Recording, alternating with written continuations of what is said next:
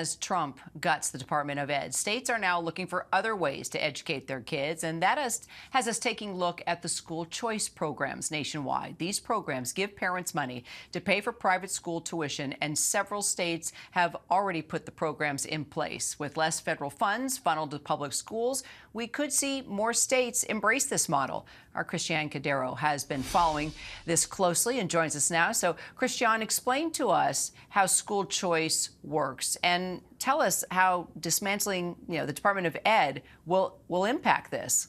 Well, this aligns with President Trump's agenda, Kira, in giving more authority, more control of the state's education systems, in fact, to the state. And in this case, bolstering that financially with federal support. So the way school choice works is each student is given essentially a dollar amount. We can take the state of Arkansas as an example. $6,600 is what the state was willing to give each student in the first year of implementation there. And Arkansas has a very robust school choice program that is continuing to roll out.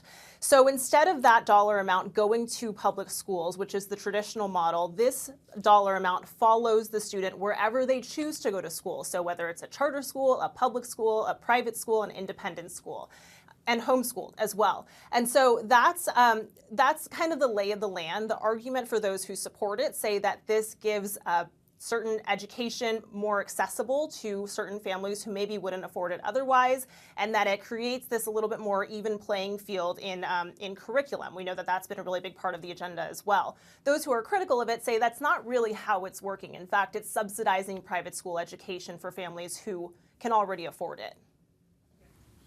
So what have we learned about how school choice is working in the states that already have it? Is it successful? Yeah. Have they been satisfied with the way it's playing out? Like most things these days, it depends who you ask. But it's interesting because this is much more nuanced than just a partisan issue. And we can look at Arkansas as an example. They rolled it out within their urban core, and then it is starting to expand geographically to more rural parts of the state.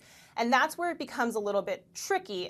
It already is within the urban core because you have some students who are saying, okay, we're going to take our dollar amount to this private school instead. And then that lowers the funding that public schools are getting. So in many cases, and this is not just Arkansas, public schools are actually shutting down because of lower enrollment rates, and then we know what that does to the students who can't afford or maybe don't have the resources, public transportation, things of that sort, to get to a private school. And that's true in rural swaths as well, because of course small cities and small towns don't have as many options for education. So there's concern that this could just funnel dollar amounts to more affluent neighborhoods, to more affluent parts of states. And I'll leave you with this statistic, Kira. 95% of the students in Arkansas who received those vouchers in the first year were already attending a private school before that. So that shows you a little bit of the argument of how this could just, in fact, go to families who can already afford it. Right. Well, and just as things change with the Department of Ed, it'll be interesting to follow these types of programs for sure across the country. Christiane Cordero, thank you so much.